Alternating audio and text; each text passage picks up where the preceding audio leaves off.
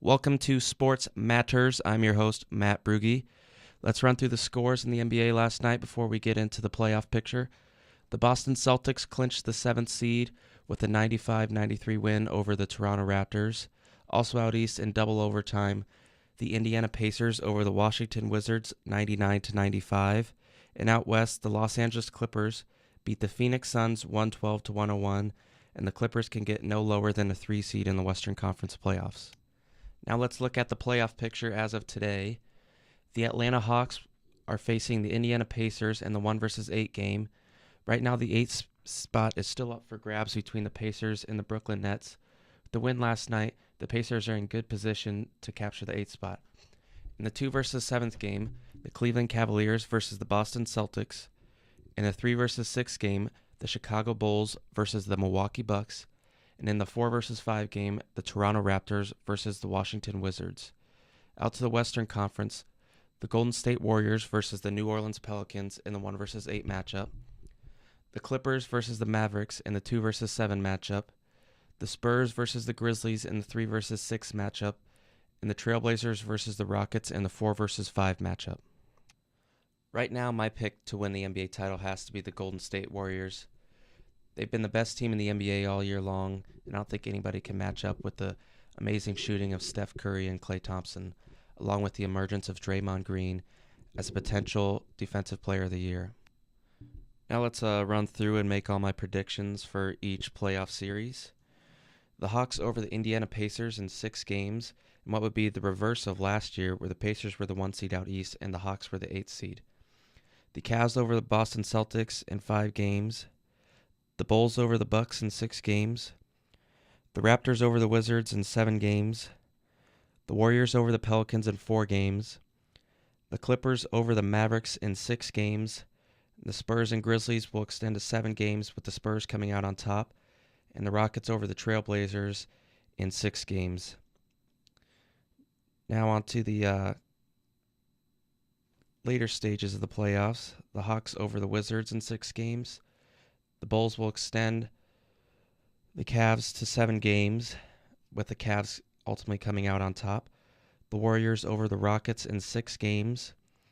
The Spurs over the Clippers in 6 games. And then for the Conference Championship Series, the Cavs over the Hawks in 6 games. Although the Cavs are inexperienced in the playoffs with Kevin Love and Kyrie Irving having never played a playoff series, ultimately I think the leadership of LeBron James will push them to a victory. And the Warriors over the Spurs in 7 games. The Spurs have been coming on late, but ultimately the Warriors are just too good, and I think this is their year. And then for the NBA title game, the Warriors over the Cavs in 6 games.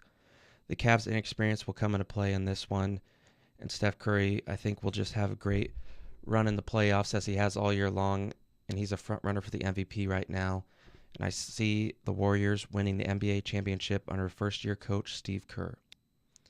Now in the news recently, there's been some talk of eliminating conferences in the NBA. I'm not sure if this will ever happen, but I do think it could be a good idea to make it better for the fans who want to see their teams make the playoffs, but they're in such a tough conference like the West that it's pretty hard to make the playoffs even if you have a above 500 record. Let's see, right now there's 4 teams that have above 500 records in the Western Conference that aren't going to make the playoffs. And out east, there's, 2 teams who are making the playoffs with below 500 records, and Milwaukee in the 6th spot is only 1 game above 500, and they're guaranteed a playoff spot right now. So I think eliminating the conferences would be a good idea. I don't think the traditionalists of the NBA would like it too much because it eliminates some conference rivalries, but most of those are still just by regional, so I think eliminating the conferences wouldn't eliminate those rivalries that we've come to love so much. And it would allow for just the best 16 teams in the NBA to make the playoffs instead of having to fulfill a quota of 8 teams from each conference when those might not even be the best teams in the NBA. I'm sure a lot of people would love to see the Oklahoma City Thunder or the New Orleans Pelicans in the playoffs. Right now the Pelicans are in it, but they're tied with Oklahoma City.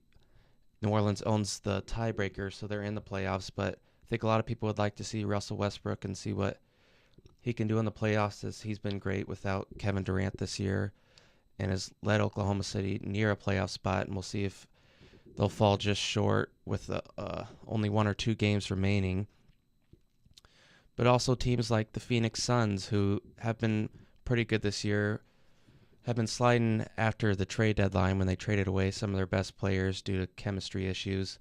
But they're eliminated from playoffs right now. But they'd be a great team to see in the playoffs and see how they can match up against like a 1 seed like the Golden State Warriors, or even they could match up against the Eastern Conference team if the conferences and stuff were eliminated.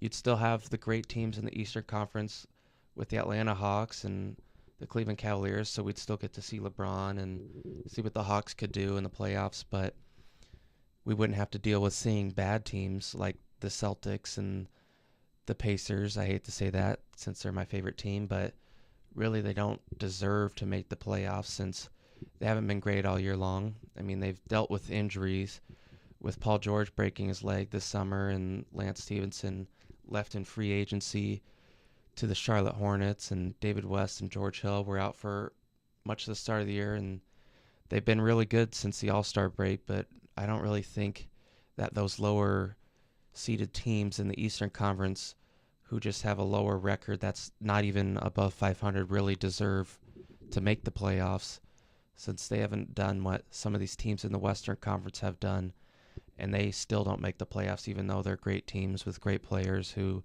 have big fan bases that would still generate a lot of viewers and revenue, and maybe even more people would want to watch the games if it had better matchups than just teams who have to make it because the rules say so.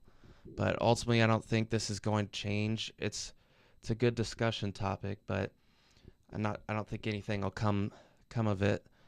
But I think it would be a good idea, and maybe in the future they can devise some sort of system where they can have better teams in the playoffs with still keeping some people happy. But I don't know. I think this would be a great solution, but I don't see it ever coming to fruition. Looks like that's all the time we have today, folks. Thanks for listening to the very first edition of Sports Matters. I'm your host, Matt Bruegge, and have a good day.